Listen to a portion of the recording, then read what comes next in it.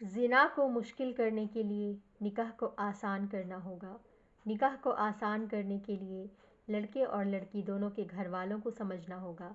आज जब हमारी बेटियां गैरों के साथ घर से चली जाती हैं तब हमें एहसास होता है, लेकिन जब वो हमारे पास होती है तो हम डिमांड कर रहे होते हैं हमें घर गाड़ी बंगले वाला लड़का चाहिए।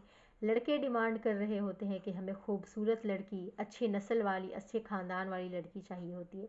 अगर आप इन सब चीज़ों से थोड़ा सा कॉम्प्रोमाइज़ करना सीख जाएं तो हमारी बहनें गैरों के साथ कभी नहीं जाएंगी। ज़िना कर रही हैं वो ज़िना कभी नहीं करेगी।